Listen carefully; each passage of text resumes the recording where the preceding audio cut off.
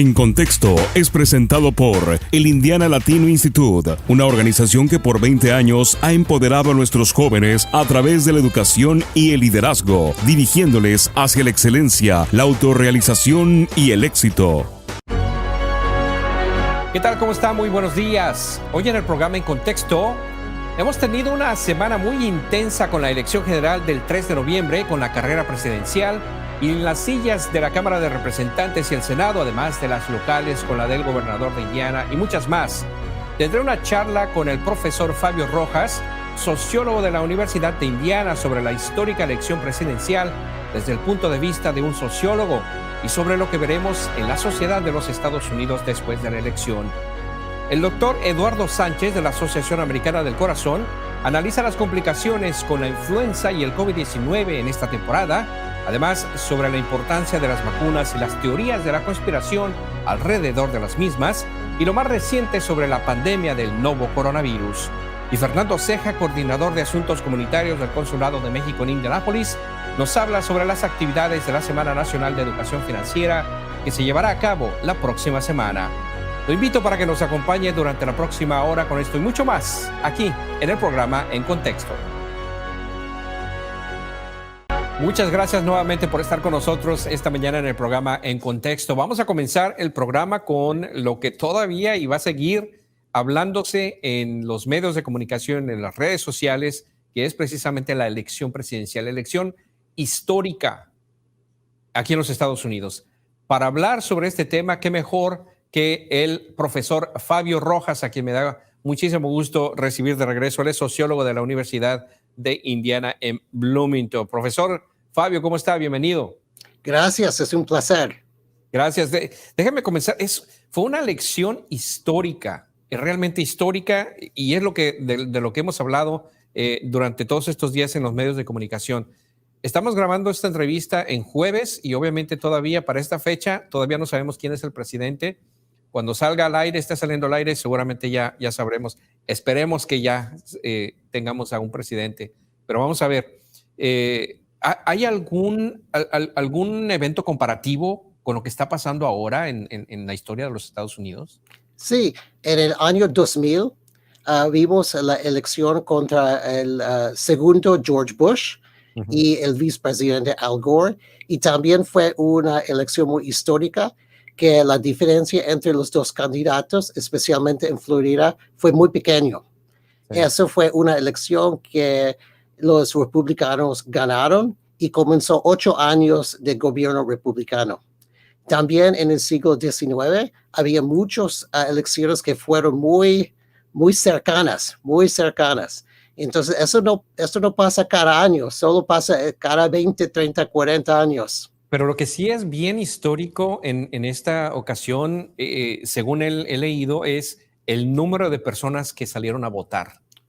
Eso sí ha sido histórico, pero ¿a qué le atribuye usted esto? Que tanta gente, obviamente hay muchos comentarios de que porque Donald Trump o porque Biden o porque la situación o las redes sociales, misinformation, como decimos en inglés. ¿A qué le atribuye usted que haya habido tanta gente que haya salido a votar? Que es magnífico, excelente.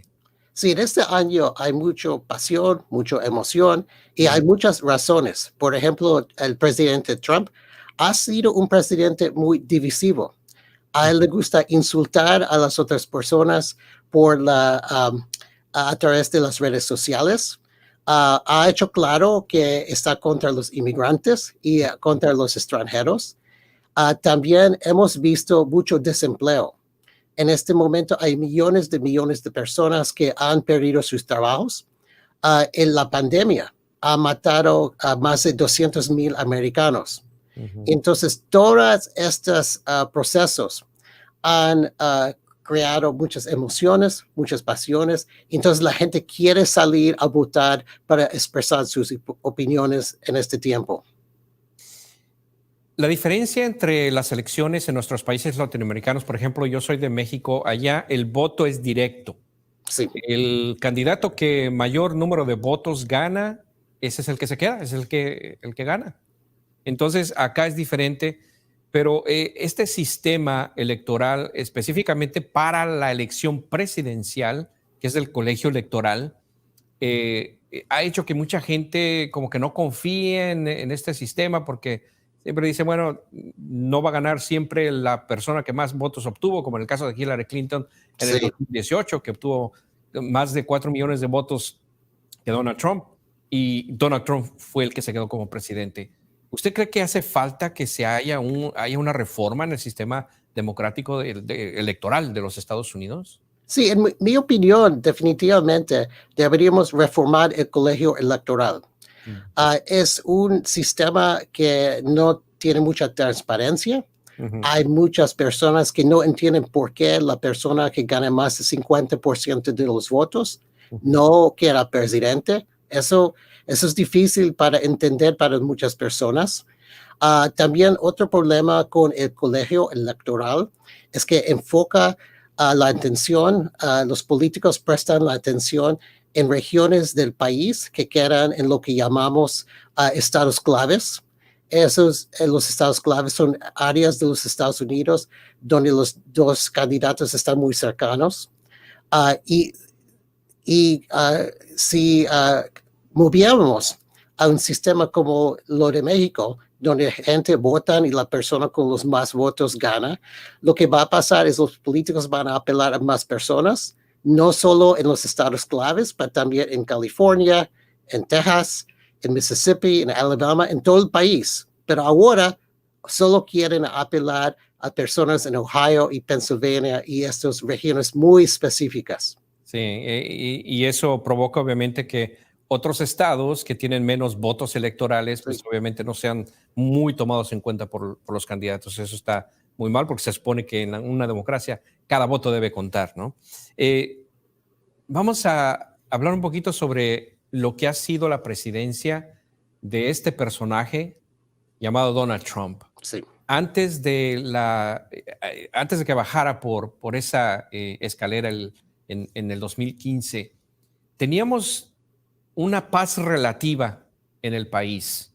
No había mucha violencia, no había tanto racismo. Bueno, quizás eso nunca ha terminado en este país, pero por lo menos no lo veíamos tan abierto a aquellas personas. ¿Usted cree que de alguna manera vamos a llegar a ese punto después de la presidencia de Donald Trump, ya sea que gane la reelección o no? Yo creo que este país está cambiando mucho. Es un país que va a tener una mayoría minoritaria, donde la mayoría de las personas van a ser latina, afroamericano, de diferentes partes del mundo. La gente blanca no van a tener 50% de los votos. Y Trump no puede cambiar ese proceso. No puede cambiar eso. Pero lo que pasa es que hay políticos como Trump que pueden apelar a las personas que tienen miedo de una sociedad más diversa.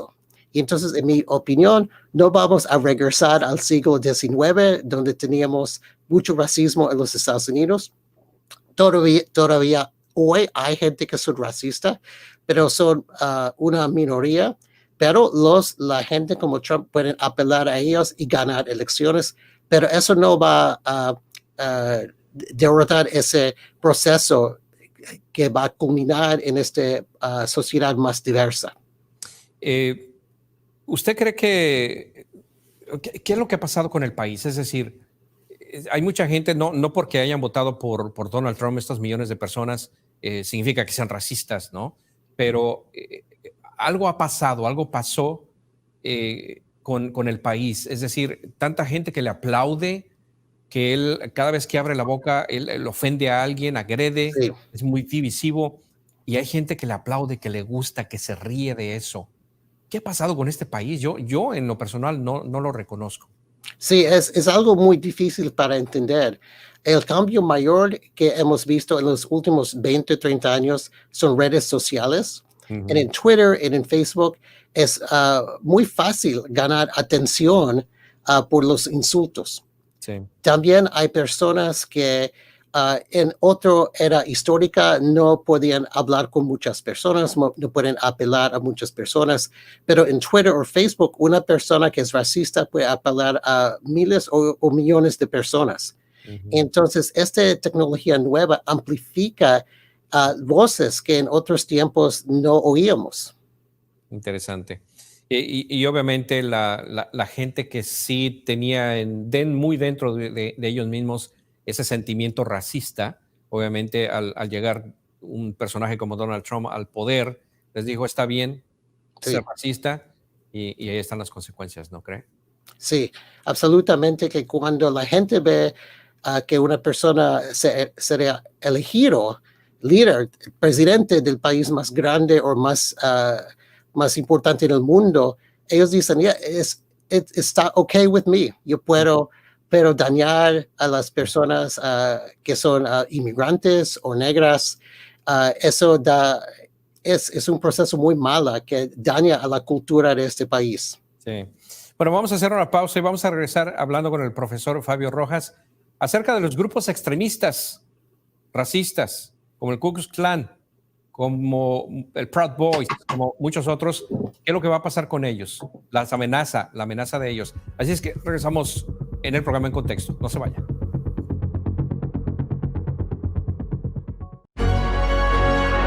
Continuamos en el programa En Contexto y esta charla que tenemos en el programa con el profesor Fabio Rojas. Él es sociólogo de la Universidad de Indiana en Bloomington.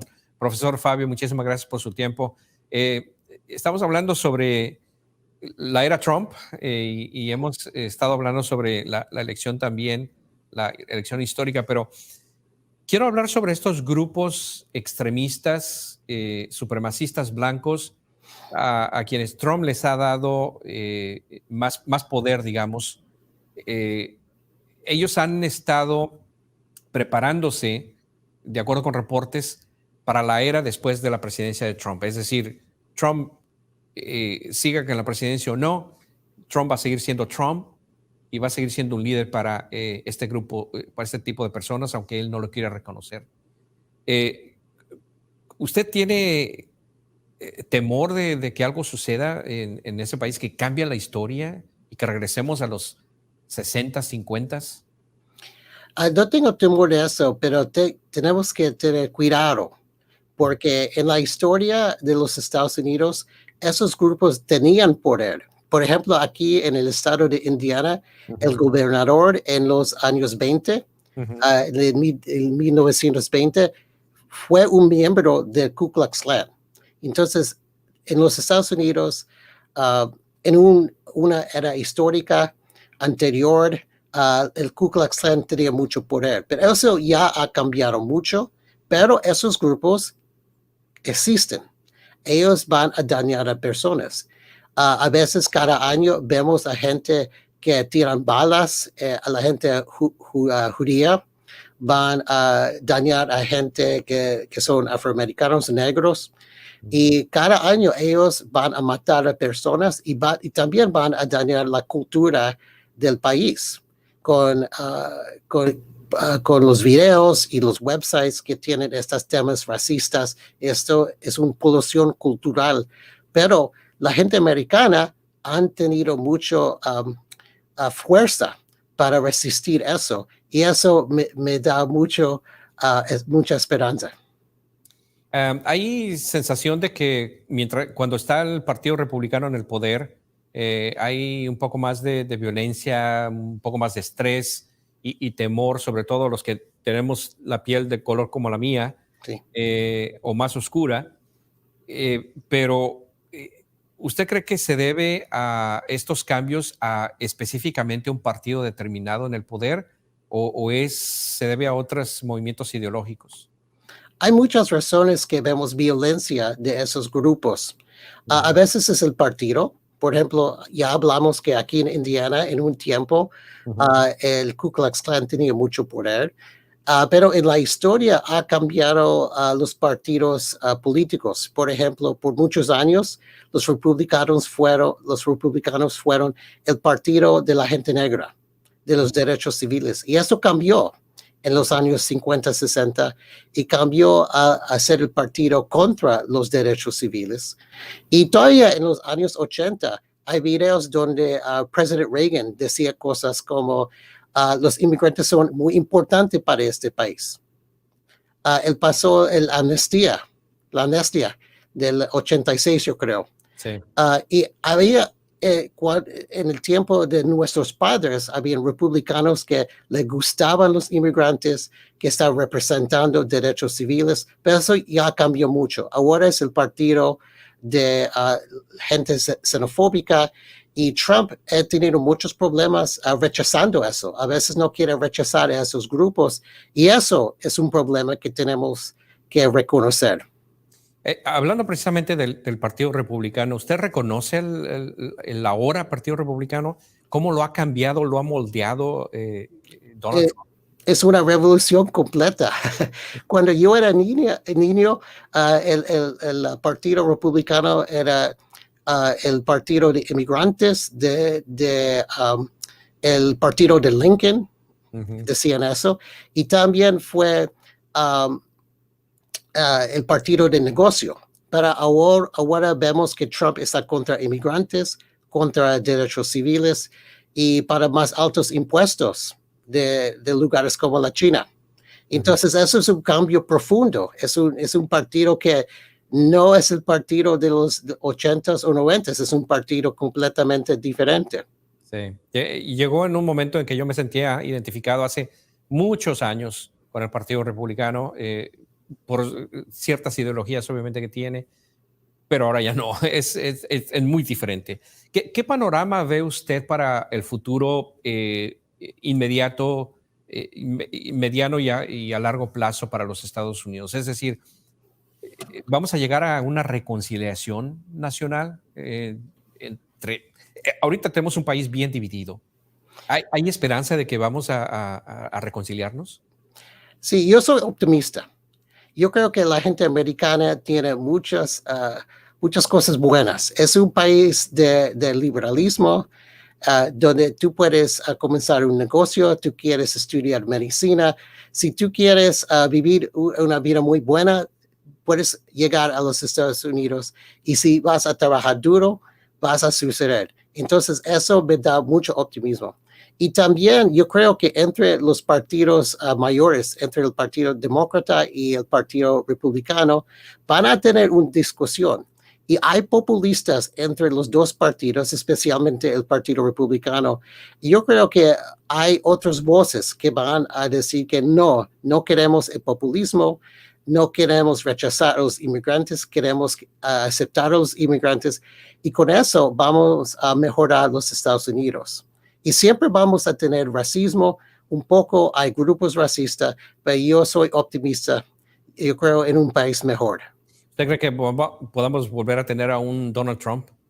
Siempre es posible, pero en inglés dicen, all shall pass. Todo esto va a pasar, y en una semana van a tener una discusión entre el Partido Republicano sobre el populismo y nacionalismo. Y yo creo que ellos rechazan eso y para volver al partido de Reagan y Lincoln y esos republicanos que le gustaban los inmigrantes. Muy bien, muy bien. Profesor Fabio Rojas, muchísimas gracias por su tiempo y su experiencia. Muchas gracias. Como siempre. Claro. Gracias, profesor Fabio Rojas, sociólogo de la Universidad de Indiana en Bloomington. Nosotros hacemos una pausa, regresamos con más en contexto. No se vaya.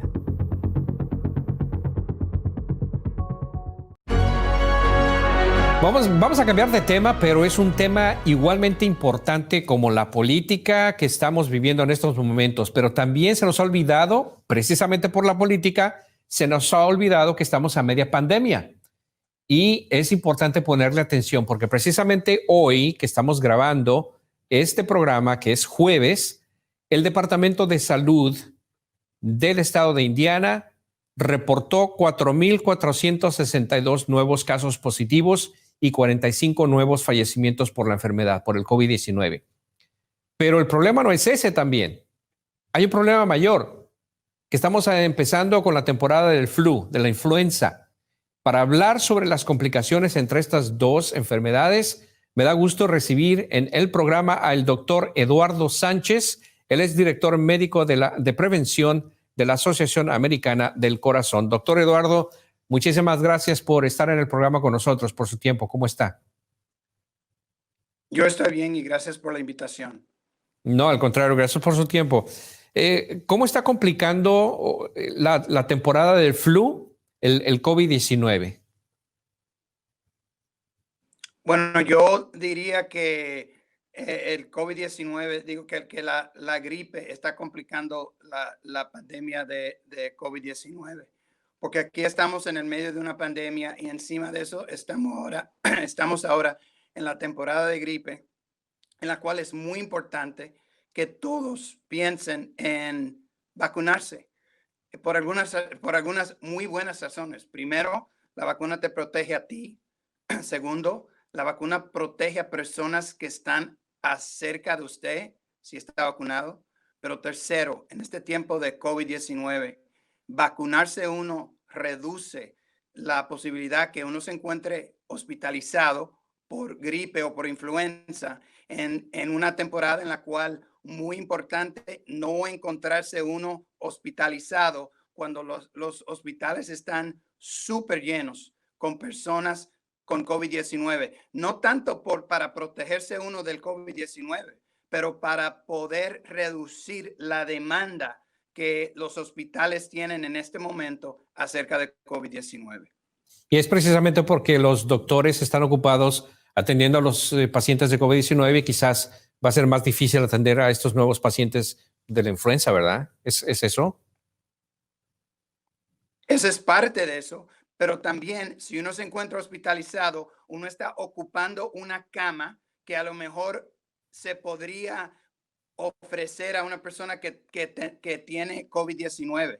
La vacuna reduce la posibilidad de que uno se encuentre con necesidad de ser hospitalizado por COVID-19. Entonces, otra vez, uno puede dejar que ese hospital se dedique a esas cosas que no se pueden prevenir y que necesitan atención inmediata. Hemos escuchado, leído de que las personas de mayor edad podrían tener mayores complicaciones tanto para la influenza como para el COVID. Y eso lo hemos escuchado en todas partes, pero explíquenos un poquito y para aquellas personas que son mayores de edad, que entiendan el riesgo para ellos mismos, explíquenos por qué. ¿Por qué las personas mayores tienen mayores riesgos, mayores complicaciones o peores complicaciones? Personas de mayor edad tienen sistemas inmunológicos que no funcionan tan efectivamente como los sistemas de personas que son más jóvenes. Entonces, cuando se encuentran que contraen algún virus o bacteria, la posibilidad no solamente de infectarse uno, porque el cuerpo de uno a veces puede protegerse de ese virus y esa bacteria con el sistema de uno, pero el sistema inmunológico de personas mayores de edad no funciona tan bien y por esa razón tienen más alto riesgo de infectarse y por eso mismo tienen también, después de ser infectados, tienen más alto riesgo de tener complicaciones. Porque es importante, obviamente tenemos la importancia de las vacunas, importancia de ir a vacunarse, pero ¿cuándo sería el momento ideal para ponerse la vacuna contra el flu? Obviamente vacuna contra el COVID-19 todavía no la tenemos, esperemos tenerla muy pronto, pero sí tenemos del flu desde hace muchos años, de la influenza o la gripe, pero ¿cuál sería el momento ideal para ponerse uno esa vacuna? En este momento ya aquí en Indiana, ¿cuándo es un mejor momento?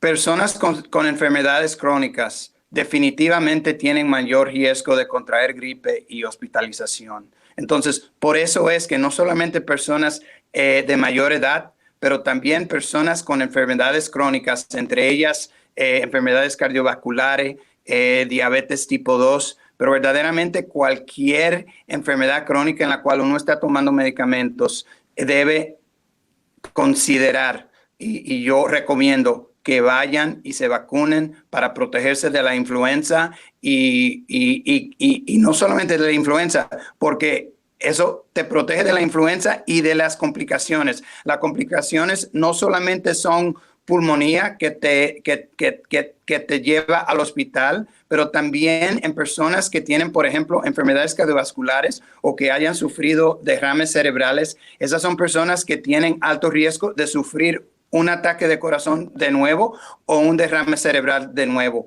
Tomar la vacuna es una manera de protegerse uno de esas complicaciones. Ok. ¿Los hispanos tenemos mayor riesgo de ese tipo de complicaciones, mayores complicaciones? Bueno, no porque somos latinos o hispanos, pero porque los hispanos y latinos tienen una alta prevalencia, más posibilidad de tener diabetes tipo 2, de sufrir o tener obesidad y de tener enfermedades cardiovasculares. Y yo menciono obesidad, no creo que sea tan relacionado con gripe complicado, pero definitivamente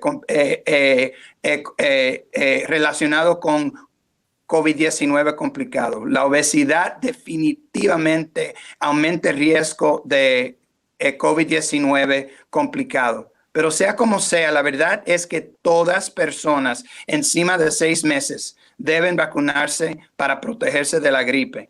Y muy importante que lo hagan por las razones que yo mencioné anteriormente. Muy bien. Bueno, si nos permite, vamos a hacer una pausa, doctor Eduardo, y regresamos con usted hablando sobre esto dos, tanto el COVID como la influenza. Así es que no se vaya, regresamos con más aquí en el programa En Contexto.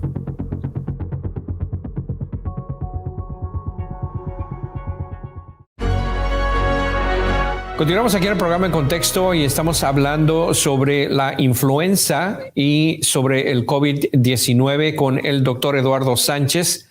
Él es médico, director médico de prevención de la Asociación Americana del Corazón, el doctor Eduardo Sánchez, a quien me da gusto saludar y tenerlo en el programa. Muchísimas gracias, doctor Eduardo. Otra vez, gracias por la invitación. ¿Qué le diría a las personas? Porque hay muchas personas que son incrédulas a las vacunas. No se quieren poner vacunas porque piensan que no van a funcionar o porque tienen miedo, como han escuchado durante muchos años, esas teorías de la conspiración de que hacen más mal que bien las vacunas. Pero ¿qué le diría a esas personas que no creen en las vacunas o que no se vacunan? Bueno, yo soy médico y no creer en las vacunas es como no creer en medicinas que nosotros recetamos para curar y para tratar diabetes o presión alta o lo que sea. Las vacunas son otro tipo de medicamento que funciona un poquito diferente, pero el sistema de la ciencia para desarrollar las vacunas y el proceso para recomendar las vacunas es un proceso igual como lo que se hace para medicamentos. Entonces, esa es una parte. La verdad es que tenemos evidencia de décadas que las vacunas funcionan. Nosotros hemos casi eliminado sarampión, por ejemplo, por el hecho de que tenemos vacunas que funcionan. Y años tras años usamos vacunas contra el gripe, que verdaderamente sabemos que reducen hospitalización, reducen muerte y verdaderamente funcionan. Esas vacunas, déjeme decir, no te pueden causar influenza, porque la vacuna no es el microorganismo, son partecitas del microorganismo que hace el cuerpo creer que se está infectando y entonces monta esa respuesta a lo que el cuerpo cree que es una infección, pero es solamente la vacuna. Entonces, las vacunas funcionan bien, no te pueden causar enfermedad. Se toman 2 semanas para tener su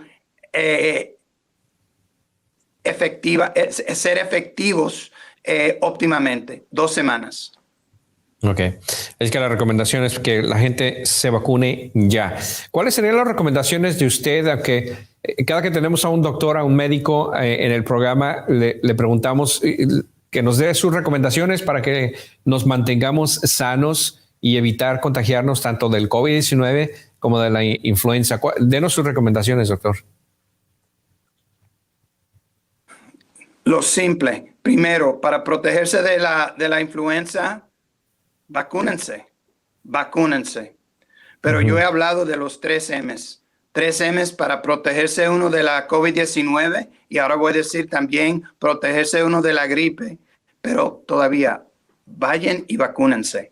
Los 3 M's. Lavarse uno las manos obsesivamente, mantener 2 metros, es decir, 6 pies de distancia entre usted y personas que no viven en la casa de usted. Y por tercero, usar mascarillas. Y estoy mirando porque yo siempre ando con mi mascarilla, una mascarilla que tape la nariz y la boca y que quepe muy bien en su cara. Entonces, los 3 M's y la vacuna. Y ser paciente, esperar hasta que la vacuna contra COVID-19 sea disponible y con la recomendación de los médicos, entonces tratar de obtener esa vacuna nueva. Los 3 M's, influenza contra la influenza, es lo que se puede hacer hoy en día. Muy bien. Y parece que con todo esto de las elecciones se nos olvida que estamos en medio de una pandemia. Una de las pandemias, de las peores pandemias que hemos tenido y desde hace 100 años, ¿no? Háblanos de eso, qué es lo que ha escuchado usted, a dónde vamos, en dónde estamos en cuestión de la pandemia del COVID-19. Bueno, lamentablemente creo yo que hay muchísimas personas que no están utilizando sus mascarillas, que no están manteniéndose distante de personas que no viven en la casa de uno. Y por eso yo creo que estamos viendo mucho más casos y hospitalizaciones. Y lo que yo recomiendo a todos es que aunque estén en la casa de su abuelita, particularmente si están en la casa de su abuelita, usen esa mascarilla, lávense las manos, manténganse distante, porque si usted hace eso, usted no solamente se está protegiendo a usted, pero está protegiendo a los otros. Y si nosotros verdaderamente amamos o queremos amar nuestros vecinos y nuestros familiares, debemos, hasta que estamos del otro lado de esta pandemia, practicar, siempre pensar en los 3 M's. ¿Usted cree que en algún momento, en algún punto, cuando tengamos la vacuna, vamos a regresar de alguna manera a la normalidad que teníamos antes de la pandemia? Yo creo que vamos a volver a normalidad, una normalidad nueva, porque creo que vacunar la población se tardará o tardará un poco de tiempo. Yo pienso que probablemente se tardará, nos tomaremos entre 1 año y año y medio para poder vacunar la mayoría que se deben vacunar. Digo que somos todos, pero no todo el mundo se va a vacunar. Mientras tanto, los 3 M's. Por último, yo creo que una parte de la nueva normalidad será que en los años que vienen, durante la temporada de influenza, particularmente cuando la influenza está bien activa en una comunidad, y eso lo podemos saber. Las autoridades de salud pública te pueden decir que en Indianapolis hay mucha actividad de influenza y en Miami no tanto. Y en Miami parte de la recomendación será no solamente vacunarse uno, pero andar personas con mascarillas hasta que baje esa actividad acerca de la influenza. Entonces yo creo que COVID-19 nos ha enseñado nuevas cosas y que la normalidad será una normalidad nueva. Muy bien. Desafortunadamente, como usted decía, muchas personas que no usan la mascarilla, pero esperemos que escuchen las recomendaciones y la usen para terminar lo antes posible con esta pesadilla. Doctor, muchísimas gracias, doctor Eduardo Sánchez, por estar con nosotros y darnos su punto de vista sobre estos temas importantísimos para nuestra comunidad. Le agradezco mucho. Gracias por la invitación. Al contrario, gracias al doctor Eduardo Sánchez, director médico de prevención de la Asociación Americana del Corazón. Una pausa, regresamos con más En Contexto. No se vaya.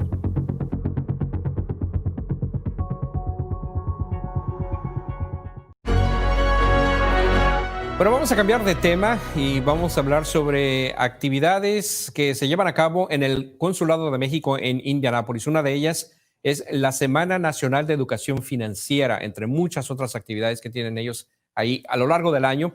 Pero para hablar específicamente sobre la Semana Nacional de Educación Financiera está con nosotros Fernando Ceja, quien me da muchísimo gusto recibir. Él es coordinador de Asuntos Comunitarios del Consulado de México en Indianápolis. Fernando, ¿cómo estás? Luis, muchas gracias. Qué bueno tener esta oportunidad de estar contigo en Contexto. No, al contrario, gracias por tu tiempo. Háblanos sobre esta Semana Nacional de Educación Financiera. ¿Cuándo? ¿Dónde? ¿Qué vamos a ver? ¿Qué vamos a aprender? Bueno, Luis, mira, desde luego tenemos planeado 12 eventos a partir del día 12 y hasta el 18 de noviembre. Se llama Semana Nacional de Educación Financiera.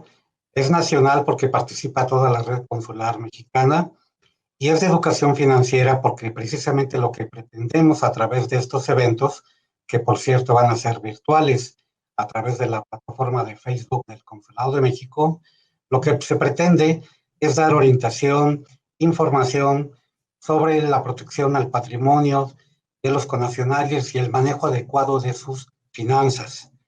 El programa está enfocado de tal manera que con la participación de 7 organizaciones que vamos a tener, todas ellas ya están establecidas en un calendario, tenemos puesto en Facebook del consulado, pues podamos brindar información relevante sobre el manejo, apertura de cuentas bancarias, sobre cómo construir un crédito, sobre cómo construir historial crediticio también, algunas recomendaciones en la compra de casas dadas por algunos de los agentes inmobiliarios que van a estar participando, por qué es importante declarar impuestos y algo novedoso en esta semana que vamos a tener va a ser la participación del Departamento de Administración de Indiana, quien va a dar algunos tips, algunas recomendaciones para que negocios hispanos logren certificarse y puedan obtener mejores beneficios en su negocio.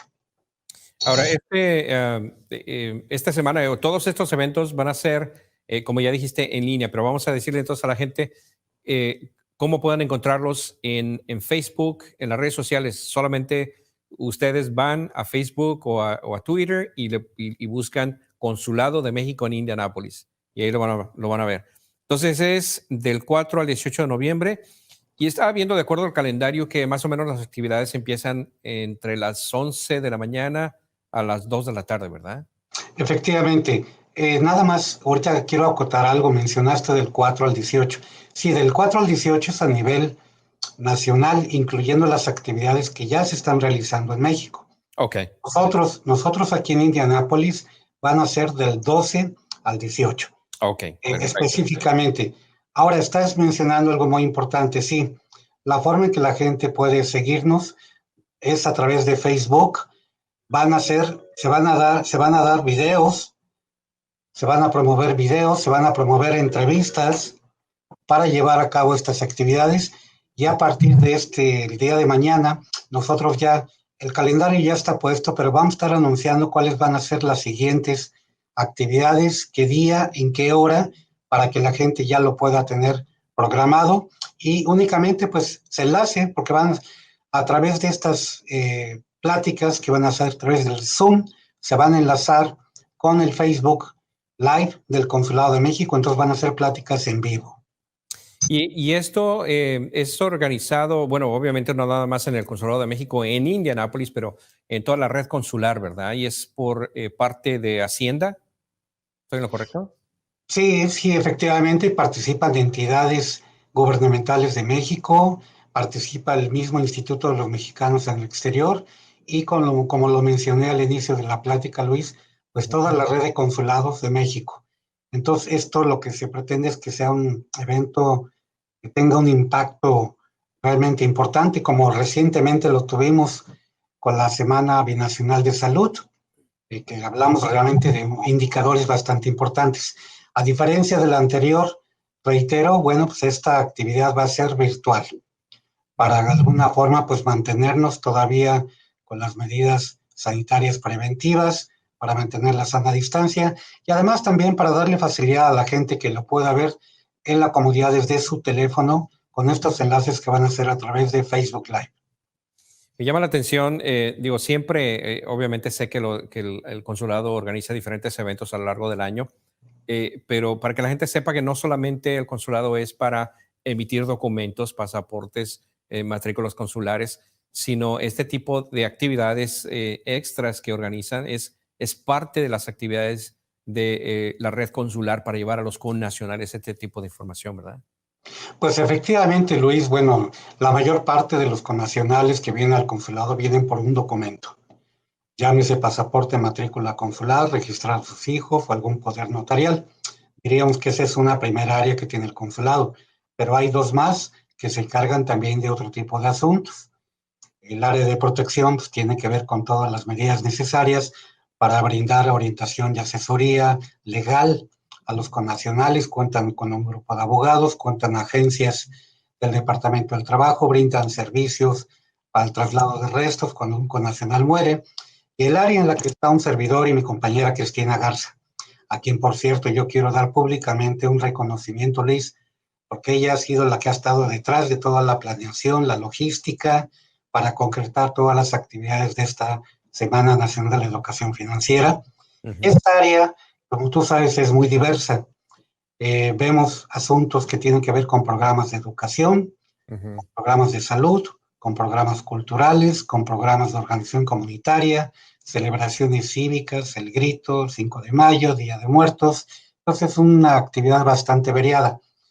Acabamos de terminar, como lo dije, actividades de salud. Ahora nos vamos a cuestiones de educación financiera y pasamos de un lado al otro. Y ahí se la sigue. Muy bien. No, buen trabajo. Pues ahí está la Semana Nacional de Educación Financiera del 12 al 18 de noviembre a través de Facebook del Consulado de México en Indianápolis. Fernando Sega, muchísimas gracias como siempre. Gracias, Luis. Gracias a ti en lo personal y gracias a todos ahí en Contexto. Igualmente, saludos a todos por allá. Nosotros vamos a hacer una pausa, regresamos con más aquí en el programa Contexto.